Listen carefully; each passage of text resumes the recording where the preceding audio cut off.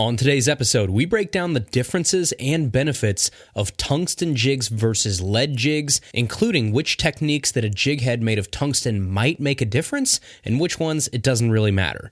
We also take a look at some new gear from Gamakatsu, Evergreen, and Headhunter, and we answer your questions about trolling motor placement, cast placement while floating down current, and flipping over your old line on your spool. All that and more on this episode of Tackle Talk. Hello, everybody. I'm Bill Dance, and you're listening to Tackle Talk. Welcome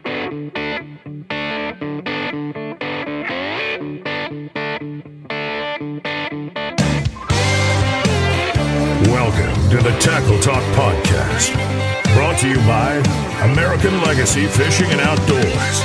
World-class fishing gear, unmatched personal service. Now, here's your host, Andrew Hayes.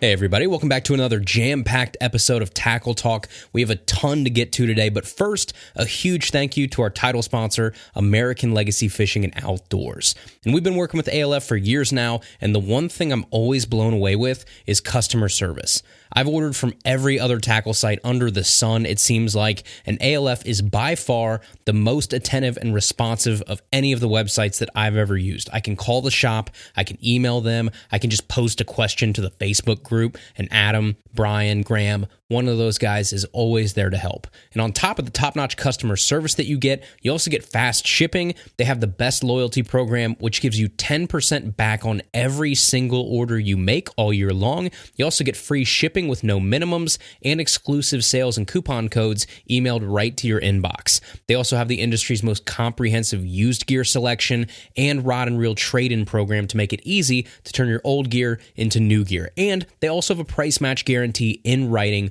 on their website. All of that from the great folks over at American Legacy Fishing and Outdoors, located in Evansville, Indiana, where you get the big site selection from a small town Midwestern retailer that actually cares about their customers. So you can go check them out over at www.americanlegacyfishing.com. And as always, be sure to use code TACKLETALK10. That saves you 10% on all eligible items on the website all day long. Tackle Talk 10 over at www.americanlegacyfishing.com.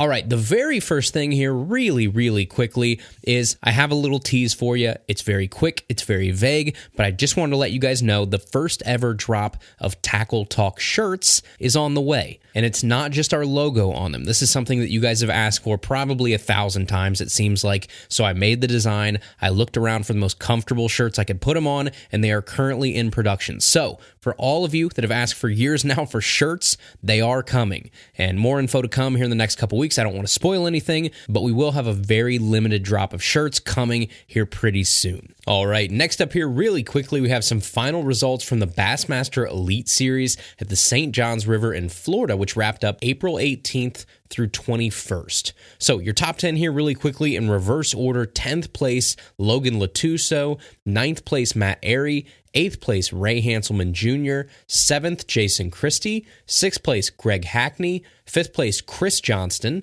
4th place, Drew Benton; 3rd place, Jacob Fouts; 2nd, Brad Watley; and 1st place, $100,000 and his very first blue trophy, Corey Johnston. We have one more angler. Let's get him heading this way. Sometimes it's a competition, sometimes it's a coronation. Ladies and gentlemen, he is your Day 3 leader. He is a 5-time Bassmaster Classic qualifier, a Bassmaster Open winner from Peterborough, Ontario, Canada, Corey Johnston. Started the day with 73 pounds and 13 ounces. 5 fish here today. Didn't even need to get out of bed this morning. 19 pounds, 9 ounces with 93 pounds, 6 ounces. Finally, Corey Johnston is a Bassmaster Elite Series champion. 93 pounds, 6 ounces, and for a guy who has knocked at the door so many times, to come down to this, you didn't even have to get out of bed this morning, dude. Dude, I don't even know what to say, man. It's been one of those weeks that's just been absolutely incredible. And, you know, people say when it's your time, and this week I couldn't do anything wrong. You did nothing wrong. You dominated this event. He's your tournament champion. Are you ready to find? I mean, how many times have you heard about the blue trophy that your brother owns? Every time I walk into his house, I see it, and I'll never touch it. So I get my own.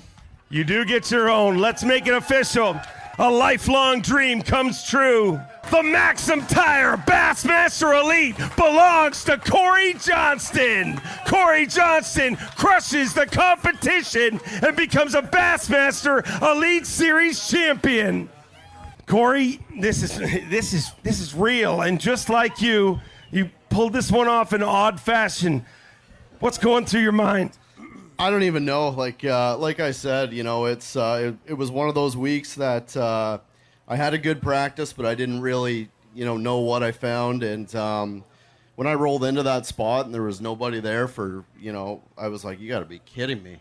And I just took my time and went around. I was passing fish, and then, Caleb Summer all come in and snuck right into the best corner. And, I just managed my fish good and made the right decisions. Like today I went flipping pads, and that was probably the biggest decision, that in my mind that I could have made to do what I did. So, I just want to thank all the fans, all my sponsors, my family, friends. They all flew down for this, and I know I got a ton of family and friends back home watching. I'm sure they're half in the bag right now, but I don't even know what to say other than we're going to have fun tonight. Indeed. Hold that trophy one more time. Right in the middle here, Corey. Let's say to hold it high.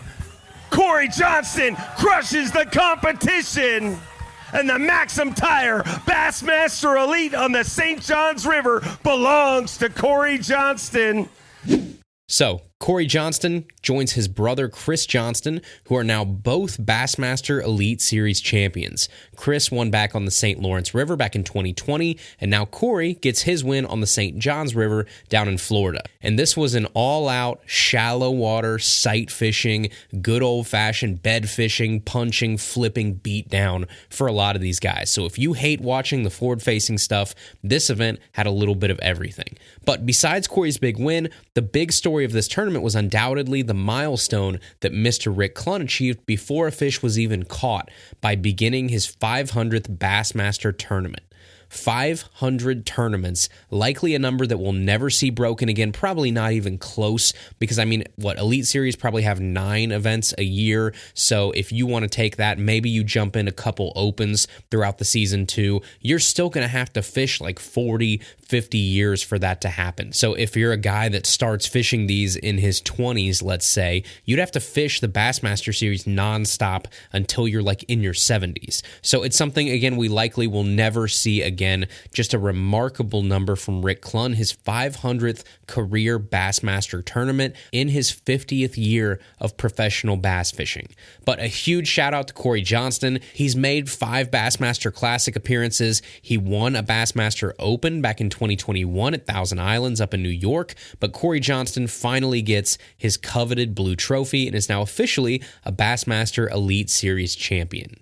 All right, everybody, the next item of business here, it's been a while since we've done this, but let's check and take a look at some of the new lures that have hit the market recently. So I've got 3 we're going to talk about right here. I'll read you what the companies have to say about them, and then I'll give you my thoughts on whether or not I'm excited about these. So first up, we have the Gamakatsu Nano Alpha EWG worm hooks. And I know what you're thinking, EWG hooks, big whoop, who cares? There's 10,000 EWG hooks on the market, and that is true, but because of one very specific characteristic about these hooks, you may want to take a look at them. So first, the description from Gamakatsu says, Gamakatsu Nano Alpha technology raises the bar in what was previously unattainable in hook manufacturing. Nano Alpha represents a paradigm shift in hook performance with increased penetration and corrosion resistance. Nano Alpha sets the new standard and stays true to our ongoing commitment of innovation, not imitation. And then it says, key Nano Alpha hook technology is 2 times better hook performance,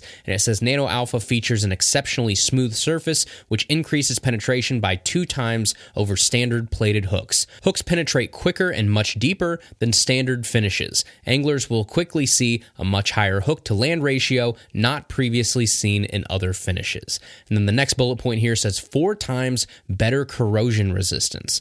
Nano Alpha technology provides superior corrosion resistance over standard hook coatings. Nano Alpha prolongs the life of the hook to ensure peak performance in both freshwater and saltwater environments. Nano Alpha's corrosion resistance measures 4 times more effective than traditional plating. So there you go. They are the same EWG hooks that you've come to know and love from Gamakatsu over the years, but they have a new coating or a new outside to them. And it is a coating that is supposed to help you get better hook penetration while having much better corrosion resistance. So the hook penetration part, that's not really a huge factor to me. As long as your EWG hooks are sharp, you should have no problem pushing that hook through. You're usually throwing an EWG hook on a medium heavy or heavy casting rod, a fast reel, heavier line, and really setting the hook with authority with those type of techniques. So I hardly ever have hookup issues with a big EWG hook unless I just swing and miss, which probably isn't going to be prevented by a new coating on the hook. But with that being said, I do have a pack of these that I picked up when they were very first released, and I have to tell you, these hooks are noticeably smoother and slipperier. I think that's probably the key word I can give you. When you feel it with your bare hands, you can feel that there's a sheen and kind of a gliding to the outside of this hook, and it goes up and down the entire hook from shank to point. It's not oily, it's not something that really comes off on your hands, but you can definitely feel it when you pick these hooks up. They are much slipperier in your hands. Now, whether or not that helps you with hookup rate, I don't know. Maybe on like light hook sets or something, sure, there might be something there, but that's not a huge factor to me. What is a big factor to me is corrosion resistance, and this is a huge issue of mine. I have a terrible habit of using my gear, throwing it in my tackle box wet, closing the lid, and then opening it days or weeks later, and that is a recipe for rust and corrosion. So even with nice hooks, it still happens, and I wanted to see if this coating made any difference at all from the way that I normally see my hooks start to rust. So my little experiment was to soak this hook in water and then put it in the same Plano box with water in the other compartments so there would be water trapped in there, and then close the lid. And I did this for probably, a week, 2 weeks, something like that. The hooks were set in a wet box. I also put another brand of hooks in there. I think it was a VMC, an EWG hook in there. So I just wanted to see if there was any difference leaving them in there trapped with water. And after a week or two, or however long it was, my older VMC hook had some little orange kind of rusty buildup on the side of it, and the Nano Alpha did not have that. So this is obviously very anecdotal. It's not a perfect experiment, because in a perfect world, I would put one regular Gamakatsu EWG in there and then one Gamakatsu Nano Alpha EWG for a true comparison, but still, it didn't rust in that time that it was completely closed in that wet box over a week or two. So that's something I would say. But overall, I would say yes, this is something that I'm somewhat excited about, and you could probably argue, but Andrew, coated hooks are nothing new, and you would probably be correct about that, but this is new for Gamakatsu, one of my go-to hook manufacturers that I use quite often. So they're now offering it in the EWG line, and also more than just EWG hooks. Many of their popular hooks are now available with that Nano Alpha coating or kind of finish on the outside. So cool new hooks from Gamakatsu, the new Nano Alpha EWG worm hooks, starting at $5.49 a pack.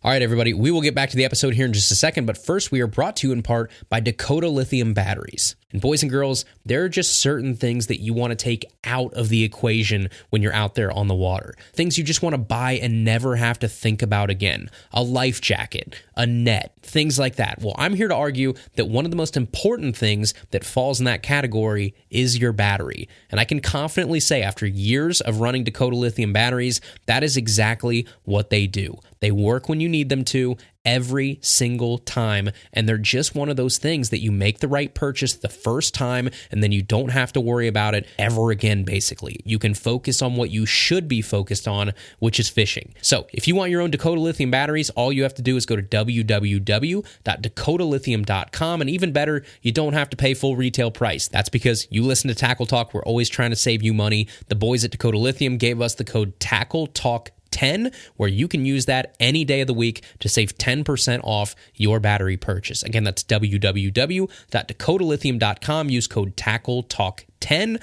the official lithium battery of Bassmaster. All right, next up here we have the Evergreen Last Ace 140 swim baits. And these are starting to pop up in shops. And no, this is not a new bait in general. I believe it's been in Japan for a while, but it's new to a lot of US websites, I believe. So here's the description from Evergreen. It says, built with realistic 3D fins that act as stabilizers to suppress exaggerated rolling actions, the Evergreen Last Ace 140 swim baits camouflage the existence of the hook and deliver an ultra-realistic movement with a slim down tail section. Crafted from super tough soft plastic material to withstand the rigors of frequent use, the super realistic appearance and action are the result of advanced design techniques to ensure it accurately mimics the movement of real bait fish. Equipped with a size number 2 treble hook that delivers rapid hook penetration, the line through rigging system boosts your hookup ratio by allowing the swim bait to slide up and down the line after the bite so the fish is unable to gain leverage and spit the hook. Available in carefully selected colors to enhance visibility and appeal in various water conditions, the Evergreen Last Ace 140 swim baits include a slow sinking rate of fall that allows it to navigate through the water with an enticing swimming motion. So your rundown of this really quickly is it's like a 5.5-inch soft plastic swim bait. They're 3/4 of an ounce and they are categorized as a slow sink model. They've also got a line through system in the swim bait, meaning that you actually thread your line through the soft plastic swim bait and then tie on a treble hook afterwards. So when you reel this in, the treble hook is actually below the bait. So there's a ton of line throughs on the market right now. One of the ones that recently started making a splash was the 6 Sense Hangover line through. This is kind of sort of in that same family, that big oversized soft plastic line through swim bait. Now this is a little different, a little smaller than some of the other ones. This comes in at 5.5 inches, making it about 3/4 of an inch shorter than something like the Hangover, which I believe is 6.25 inches long. So as far as action goes, I've seen plenty of swim videos of this from Japan, and the difference here is those stabilizing fins, I think. It really does give this bait like a slight shimmy through the entire body until you get to the tail versus that big wide body roll that you're going to see with a lot of other baits in this category. So this is much more of a tight body action, and then as you make your way down the tail does have a pretty aggressive back and forth rolling flap to it, but it's just the tail itself. The action does not go down the whole body like you see a lot of other line through swim baits do. It's a pretty stable, pretty straight running bait, it looks like. So these Last Ace 140s come in at $15.99 each. They're only a 1-pack, but something that you big bait folks might want to give a try if you're looking for a little bit more subtle, stable body action from your line through swim baits. All right, the last thing here, we have the Headhunter Trickster Plus spinnerbait. And the description here says, a legendary collaboration between 4-time Bassmaster Classic champion Rick Clunn and master lure craftsman John Hendricks, the Headhunter Trickster Plus spinnerbaits marks the return of the world-famous Trickster, redesigned to Rick's winning specifications. Each detail, from his favorite colors to the blades and the wire weight, mirrors the version that propelled Rick to his biggest victories. The Trickster Plus boasts an extra sharp hook and a long drop blade combination, making it an indispensable addition to any spinnerbait arsenal. Celebrate Rick Clunn's 50th Bass anniversary and his 500th Bassmaster tournament with the Headhunter Trickster Plus spinnerbait, where legendary lure design meets precision. So this is Rick Clunn's spinnerbait, and the name Trickster might sound familiar to you because this used to be made and might still be being made by Lucky Strike. And to be honest, I'm not 100% sure what's going on there. I know that Rick used to be with Lucky Strike, I believe, and they made the Trickster spinnerbait, and now it looks like it's being made by this Headhunter company, while at the same time, I still believe that Lucky Strike is making the Trickster as well. So I'm not really sure what's going on. It's kind of confusing. I've asked around at some folks, and it seems like a couple folks think that Lucky Strike and Headhunter are intertwined somehow. Either the same ownership, or people that are very closely related, or they're in the process of sharing ownership. I don't know. I did try and look online. The only thing I could find was some obscure corner of the internet that said Headhunter, and then in parentheses it said formerly Lucky Strike. So I don't know if that's like a rebrand coming down or what. I know obviously ownership changed here pretty recently, so I'm not 100% sure, but what I do know is while this is not a completely new lure, this is being produced in a new iteration from a new company.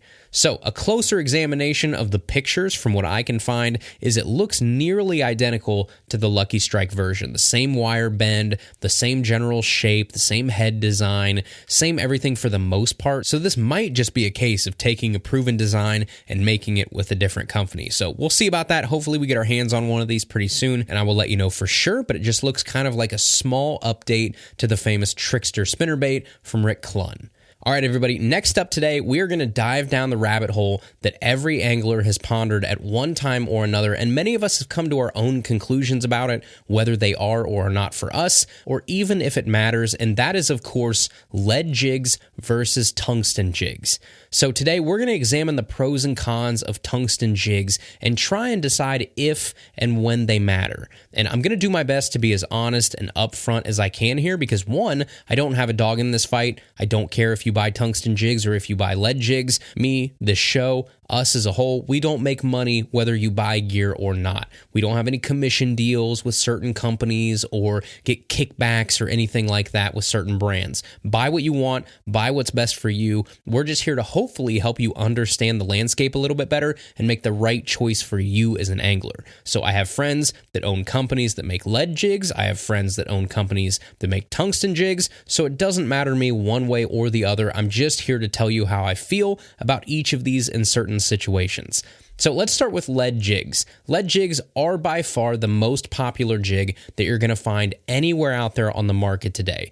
They've been around forever. They're still the number one selling material for jigs and jig heads, and it's not even close. The percentage of all jigs out there that are lead versus tungsten is probably mind-blowing. Think about it. Think about the Walmart shelves that you pass or the Bass Pro or Cabela shelves that you pass. I don't know, like 90 to 95% or more of those jigs on the shelves are going to be lead. If you shop where regular anglers shop, it is lead jigs. You might not find any tungsten heads at Walmart. You might not find any or very few at specialty stores like Bass Pro and Cabela's and Academy and things like that. You can find them online if you shop somewhere like ALF, but even ALF, I would bet the overwhelming majority of jig head sales are lead. I could be wrong, but I really think that's the case, like a staggering number between lead and tungsten. So lead is more popular, but why is lead more popular? Well, for starters, it's much cheaper. So as a generalization, you're probably going to see tungsten versions of a jig be 50% to 100% more expensive than its lead counterpart. So up to twice the price for tungsten compared to lead. Almost all of your flipping jigs, your football jigs, your swim jigs that are in that $4 to $5 price point are lead. And then you start looking at tungsten jigs and you start going to the $7, $8, $9, $10 a jig sometimes. And I'd probably say your average sweet spot in there is right around $8. So when you compare a $4 or a $5 lead jig to an $8 or more tungsten jig, that makes this a very easy choice for some people. The price alone is enough to steer people clear of tungsten depending on your skill level and depending on your budget. But aside from price, lead is also more popular because it's much easier to manufacture. So someone can make lead jigs in their garage. They can make them in their basement. They can make them in their workshop. It just takes an entry-level lead melting pot and some molds. And then you can make any lead jig you want completely from scratch. That's because the melting point of lead is 621.5 degrees Fahrenheit, or I guess 327.5 degrees Celsius for you goofballs up north. But that temperature is attainable for folks with regular equipment. On the flip side, the melting point of tungsten is 6,192 degrees Fahrenheit, or 3,422 Celsius. So almost 10 times higher than lead. And that is not attainable for some dude in his garage. 600 degrees, doable. 6,000 degrees, not doable. So that means that a ton of local companies and small businesses are able to make lead jigs, and tungsten jigs are not able to be made by those same companies. In fact, I'm not 100% sure how accurate this is, but I've been told told that every single company that makes tungsten jigs has them poured overseas, probably in the same handful of factories. So if you see a company that's selling tungsten jigs, they have a relationship with some larger specialty factory to have those made. It's not in a workshop in their garage or down the street. So all of that to say that tungsten jigs are much harder to produce. There's no DIY. There's no small businesses that are self-pouring tungstens in their garage. It's a totally different process that requires way more hardcore production equipment in a factory setting. So those are two of the reasons why lead is more popular than tungsten. Now let's look at some reasons why tungsten is more desirable in terms of its attributes versus lead. So first off, tungsten is denser than lead. In fact, tungsten is 1.7 times more dense than lead. The density of lead is about 0.41 pounds per square inch, and the density of tungsten is 0.7 pounds per square inch. So that's the scientific side of it, but what does that mean for us as anglers? Well, first and foremost, it means that tungsten jigs can be more compact than lead jigs while achieving the same weight. So if you hold a 1/4 ounce lead jig and a 1/4 ounce tungsten jig side by side, the tungsten jig head is going to be smaller. They're the same weight, but one is bigger than the other. And that is the selling point for some guys when they want a more compact profile and a more compact appearance with their jigs while achieving that same rate of fall and being able to reach the same depth. Now, the other reason that density matters so much is sensitivity. So if you're using a tungsten jig head or a tungsten weight and you're actually making contact with the bottom, you're going to feel more with that tungsten than you would with lead. The density of that tungsten leads to greater sensitivity, which is what a lot of these folks are chasing.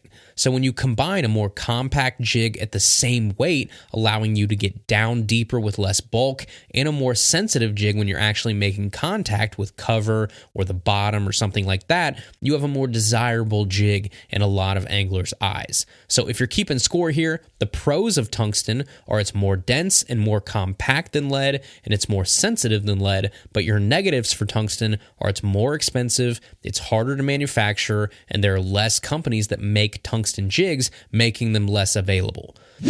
All right, everybody, we'll get back to the episode here in just a second, but before we do, we are brought to you in part by Mossy Oak. And there is a reason why you'll see the best anglers in the country wearing Mossy Oak fishing apparel. I'm talking Kevin Van Dam, Hank Parker, Ott Defo, Greg Hackney, Brandon Polnick, Gerald Swindle, Jordan Lee. All those guys wear Mossy Oak. And that's because while it's true that Mossy Oak has some of the best hunting apparel on the planet, they also have an incredible fishing apparel line designed for tough days on the water. And we're getting that time of the year where the sun is going to be a real concern. I've had days where I've been out on the water for 12 hours straight. I feel fine. And then I get home and I look like a lobster because I didn't take care of my skin out there. Don't be that person. Dress for the elements. Trust me, you're going to thank me later. And that's why you should check out Mossy Oak's long sleeve tech shirts. They're lightweight, they're breathable, but they still protect you from the sun and reduce sweat. They're exactly what you need to stay comfortable and protected out there on the water and look good doing it. So head over to www.store.mossyoak.com and click fishing at the top of the page to see their full line of apparel and be prepared for those long spring and summer days on the water. Again, that's www.store.mossyoak.com. Now, here is the $1 million, or I guess $8 in this case, question: are tungsten jigs worth the money?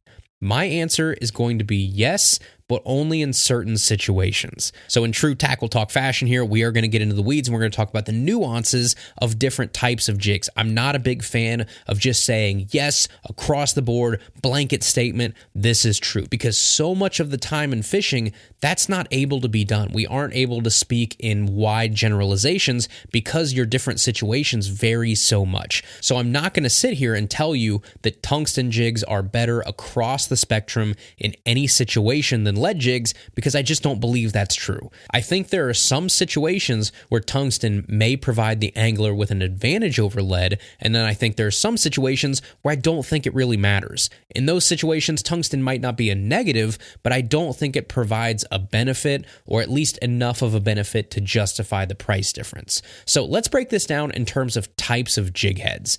Let's go football jigs, flippin' jigs, and swim jigs. And if we start with swim jigs, this is the one of the three that I listed that I think it really does not matter whether you throw tungsten or lead. When you're throwing a swim jig, you're quite literally swimming your trailer on a skirted jig head and not making contact with much of anything. Yes, you might go through grass. Yes, you might work it over logs and stuff like that, but the contact is usually not the most important part of the retrieve, so the increased sensitivity of a tungsten jig head doesn't matter too much. Along the same lines, because you're swimming that bait on what is likely a fairly large hook, the physical size of that head isn't that important either. So a slightly smaller head at the same weight, which is the benefit of using tungsten, isn't a huge deal either, because you've probably got a large swim bait trailer or a craw trailer or something on the back of it, and it's a constantly moving bait. So between the two main benefits that tungsten gives you, I don't think they're needed so much in the situation of a swim jig. I think a lead swim jig is just fine in any situation in my eyes. Now, let's move on to one of the most popular, maybe the most popular jig type, the flippin' jig. This one, I think, is a toss-up. On one hand, I want to say that I don't think it matters whether you use lead or tungsten heads, because if I'm truly flipping, I'm hoping that I'm getting hit on the fall. And the fall is much more about the physical weight of the head and the trailer you pick, not the sensitivity or the size of the head in terms of surface area. So if I'm flipping wood or something, I don't think it's a huge deal whether I use lead or tungsten heads. Now, the other side of the argument, which I could definitely see, is if you're a really dialed tournament guy or something, you might be saying a tungsten head does give you a benefit when flipping because you can manipulate that fall rate with a smaller diameter head versus a larger diameter head, and you get that added sensitivity when it does hit the bottom or when it does hit wood or branches or things like that. You could also make the argument that if you're flipping around something like grass, a smaller, denser tungsten head will penetrate that vegetation better. So I hear you on both of those fronts too, but for me, this is one of those situations where I just always have both. I do have lead jigs that I make myself, or I have ones from Strike King, Jig Masters, Dirty Jigs, whatever I've got with me, but I also have some tungsten flipping jigs from like Beast Coast, like the Beast Coast Little Magnum. It just depends on the situation, but I can be swayed one way or the other when it comes to flipping jigs. I see the benefits, but a lot of the times in a lot of situations, I think lead gets it done just fine, and it's really hard to make the argument that you need to pay twice as much for that jig when the other option works just fine. But then we get to the last one here, and this is the one that I think, if you're listening to this and if you want to drop a couple extra bucks on a tungsten jig to improve your experience with a certain technique, that would be a football jig. With a football jig, you are making contact with the bottom. Always. That's what a football jig is for. It's a bulldozer. You crawl it, you drag it, you scrape it. A football jig is made for contact.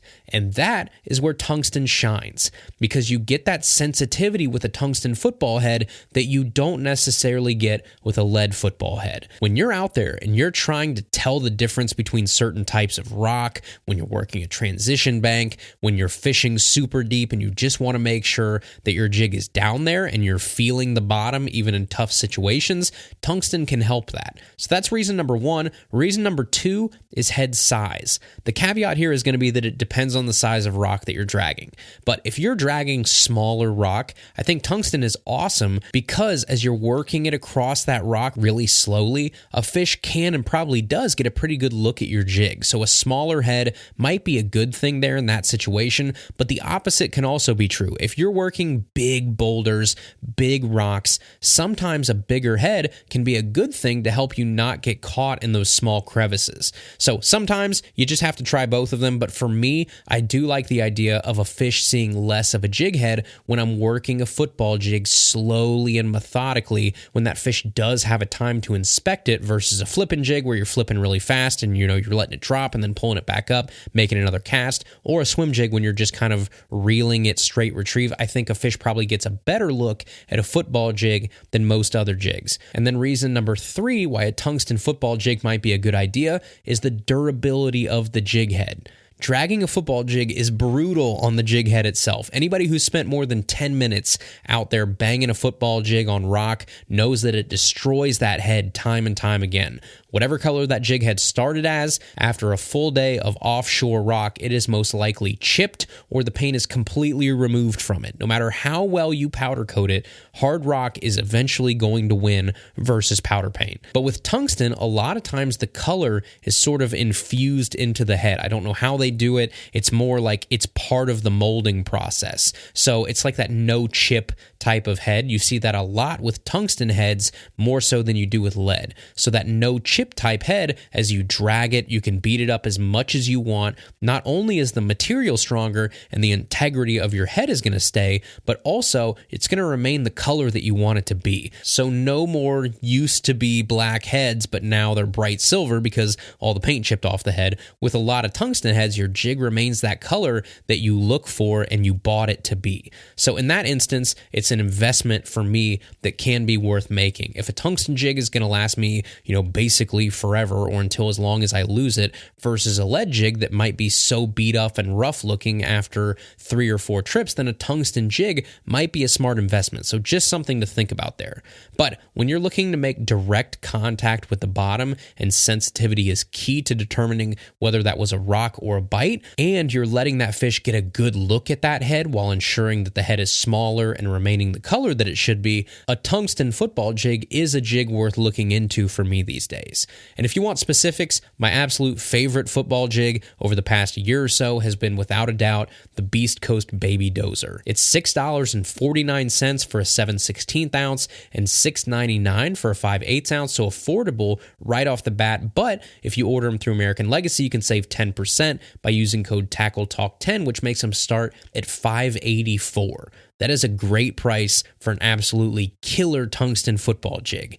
It's got the size embossed right on the side of the head in tungsten, so you can always see what size jig you're picking up. It's not just painted on there and it's going to scratch off after 2 days. It also has a friction pad on the bottom of the head, which is made for like ticking off of bottom a little better when you drag it. It's got that no chip head, so you don't have to worry about it changing colors. It's got like a super sharp 4/0 BKK hook on it. So if you wanted my recommendation, that would be mine. It caught me a mind-bending number of fish off of rock points last year from late spring to early fall. That Baby Dozer shined for me, and that time of year is rapidly approaching again. So there is a quick breakdown on lead jigs versus tungsten jigs, and when I will actually reach for a tungsten jig versus regular lead. And just to recap here, of the 3 main types of jig heads, I don't think it really matters too much with swim jigs. I'm kind of 50-50. I could be swayed one way or the other on flipping jigs, and then I do actually like a tungsten or a tungsten compound jig for football jigs.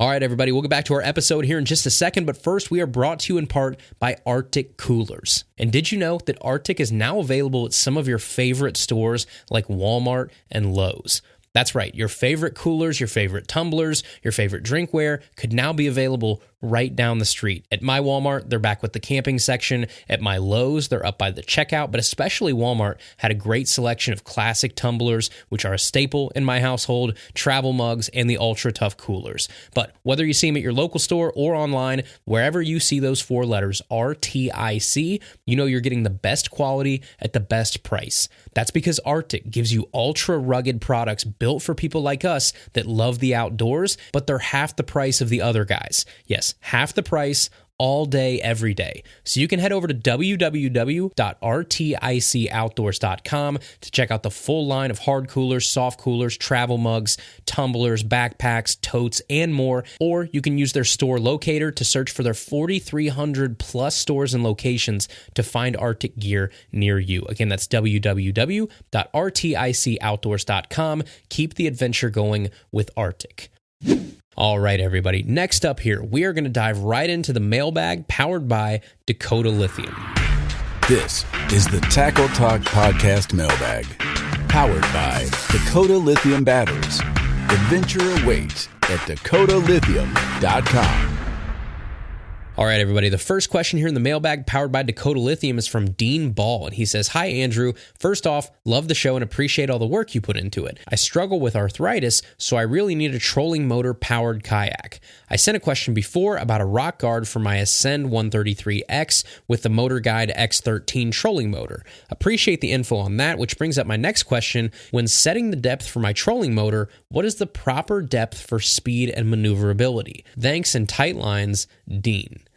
Okay, so this is one of those questions that I don't know the right answer, but I know my answer. And my answer is going to be as shallow as you can while still getting good movement. I don't know exactly, like inches-wise, what that's going to be on your specific kayak, but I have my motor on the back of my kayak set up so that the top of the prop just barely stays underwater, so I can go as shallow as physically possible without hitting the bottom, giving me the freedom to actually fish in shallower water more and more before I actually have to get out or I have to start paddling. I mean, I've got mine so high that I almost bottom out at the same time that my motor starts hitting, so I have it very, very shallow. Now, with a front-mounted trolling motor like yours, I think is, you're probably going to have to put it a lot lower than I have to put mine in the back, but I still wouldn't set it too low. I would play around with it and keep it as high as possible while still getting the movement that you want out of it. There's probably a sweet spot in there somewhere, and I don't have a ton of experience with regular trolling motors because I've never owned a boat, and my kayak motor is rear-mounted like I just talked about versus a traditional trolling motor on the front, but that would be my recommendation. You have a kayak so that you can get tough places. You don't want to hinder yourself by putting that trolling motor lower than it needs to be. So I'd rather have my trolling motor a little high in my kayak to increase my flexibility and my ability to kind of get shallower than anybody else. So I hope that helps. The next question is from David Boyd, who says, "Hey, Andrew, I have another question for your mailbag. I bought a new kayak at the end of last year. My plan this year, once the water level starts settling down, is to paddle upstream at my small local river known for holding some nice smallmouth. I will stop along the way to fish casting upstream and working the bait back downstream like you've suggested in several episodes. Once I've paddled as far as I want, I then intend to turn around and float back down to where I launched. This is partly for exercise and partly for convenience. My question is, do you have any advice, techniques, or bait preferences for floating back downstream? I'm thinking about a weightless Senko dropped near current breaks and kept on semi-slack line as I float toward it or skipping under overhangs. Have you ever used something to slow down your kayak while floating downstream, such as a drag chain or a drift sock? If so, do you recommend them? Thanks for the informative and entertaining podcast."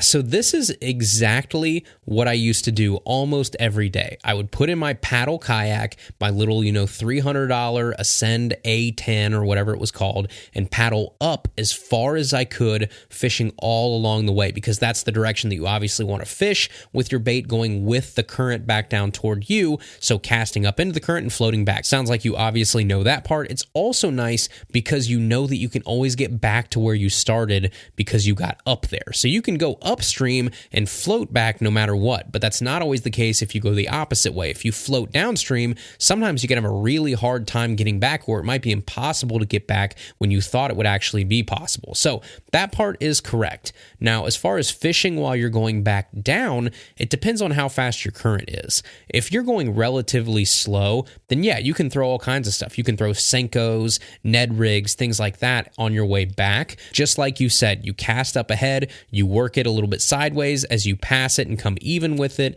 and then even a little bit as you pass it, and then reel in real fast, make another cast downstream. But if you're in swift current, you're going to have less time to completely cast and retrieve, so that becomes more of a power fishing situation for me at least. So spinner baits, chatter baits, top waters, things that you can work really fast, get a couple seconds in the strike zone, and then burn it back to the kayak and make another cast and keep moving. But the one thing I would say is I would not use a drag chain or a drift sock. Under no circumstances am I going to do that. One, because you're alerting the fish that you're coming and you're ruining your stealth or any, possibility of stealth that you had. I mean, if you're dragging a metal clanking chain on the bottom, that's going to stir up a whole bunch of substrate on the bottom that's going to outrun you, and it's also going to lure any fish that you're coming well before you ever get within casting distance. So no, I would not do that. The other thing is that can be very dangerous. If you have a drag chain, what's to say that that drag chain doesn't get caught on rocks or a tree or a piece of rebar or something in the river? I mean, we've got like cars in the river. We have all kinds of stuff in our river that you could get caught on. If you get caught on one of those in fast current, you're screwed. Your kayak is being pushed downstream, but you're being held and tethered by something at the back end of you in current, and you have no exit plan. So if you're in really heavy current, heavy enough current to be using a drag chain, chances are there are situations that could turn ugly pretty quick. So no,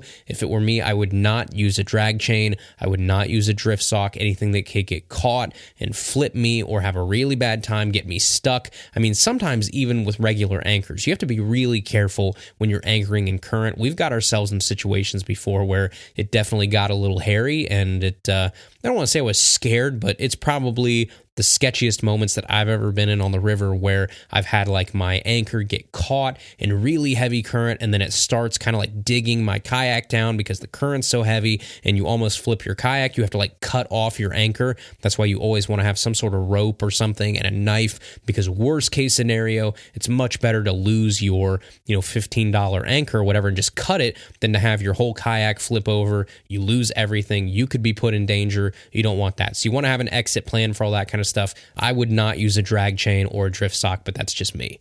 Okay, and then the last question here is from Sam O'Hare. He says, hey, I have a question for an upcoming mailbag. Obviously, we all know that line can be really expensive. When I hear people talk about trying different line or different presentations, I can't help but wonder whether they're just spending a ton of money on line, or if they're taking the used line off of their reels and storing it for future use. If they are storing it, how are they doing it? Are they just putting it back on the empty line spool? Is there a way to do that more time efficiently? I've actually tried this before by just wrapping it around by hand, but it takes forever. And then a follow-up question that's somewhat related: what are your thoughts on removing used line and putting it back on the same spool, but the worn end down first, so the unused end is now on top? If I've got a full spool, that bottom half hardly ever touches the water. I would think that removing it and reversing it would be a good way of getting more use out of that line. I hope this all makes sense. Thanks for the help, Sam. Hey, Sam. Yeah, great question. First off, yes, I think there's probably two things at work here. A lot of times when guys say, they like to use X line for X situation, they've either one, got multiple combos with different types of line on them, or two, they're just telling you what they would do in a perfect world, and maybe they don't use that line all the time. So more often than not, I think it's just different combos. I think they have a jerkbait stick that probably has like 8-pound line on it, and then they have another combo that does another thing, but also might be used for jerkbait that has 10-pound line on it, things like that, so that they can switch during different situations. Most people have quite a few rods and reels. If they're getting down into the nitty-gritty of preferring, 10-pound over 12-pound for certain things, or 12 over 14 for certain things, they probably have more than just two combos, so that's probably what it is. They've probably just got multiple rods on the deck of their boat, things like that. I don't think there's many people out there saying, I'm out here, I'm fishing this jerkbait, I really wish it would go a foot deeper, let me rip off $25 worth of fluoro and put another $25 worth of fluoro on the same reel that's 2 pounds different, just so that I can get another foot out of my jerkbait. I don't think anybody's doing that, and if they are, they have way too much time on their hands and way too much money. But the second question you have here is, I don't think there's anything wrong with pulling your old line off and reversing it. We do that a lot with braid, not so much with fluoro, but I will do this with braid from time to time. If my braid's looking a little faded or it's looking a little old and rough, I will take it off and kind of reverse it on my spool. Now, the only downside to that is if there was a weak point on that line, like frays or nicks or something like that, now that compromised line is even deeper in your spool. So if you break off, you're going to break off, 100 feet of line instead of 10 feet of line, because that weak point went from the tip of your rod or a couple feet down from your lure, and now it's all the way back, like close to your backing or close to the middle of your spool. So in that case, you can make the argument that that lure was going to break regardless if you had nicks or if you had, weak points in your line. And that's true, but it's the difference between breaking off 10 feet and just tying on a new lure when it was the right way, and then breaking off 100 feet and not only having to tie on a new lure, but also re-spool your reel because you lost so much line because it broke so far back. So I hope that makes sense. So no, I don't think there's anything wrong with ripping all of your line off and reversing it. And if you want to do that more efficiently, I have 2 words for you: power drill. Grab your power drill, put your spool, that empty plastic spool that you had, on your power drill somehow. Maybe you tape it to a pencil or a dowel rod or something like that. There's all kinds of ways that you can fix that to something small that you can actually screw into your power drill in place of a drill bit, but secure it somehow to your power drill and then slowly pull the trigger and rip that line off of your reel while simultaneously wrapping it onto that plastic spool because it's on your power drill spinning with it. So that's usually how I get line off pretty quickly. I know there's other ways to do it, but that's just kind of like my most efficient way of getting it off quick and not spending like 2 hours ripping line off and trying to reverse it. So there you go. Hope that helps. And that wraps up our mailbag here, powered by Dakota Lithium. All right, everybody, that is today's episode. Thank you guys so much for listening. I appreciate y'all a ton. As always, go find us on the internet, tackletalkpodcast.com. You can submit your mailbag questions there for your chance to be heard on an upcoming episode. Shoot me an email, tackletalkpodcast@gmail.com. Find us on Instagram, Facebook, YouTube at Tackle Talk Podcast. And we'll see you right back here next Tuesday for another brand new episode of Tackle Talk.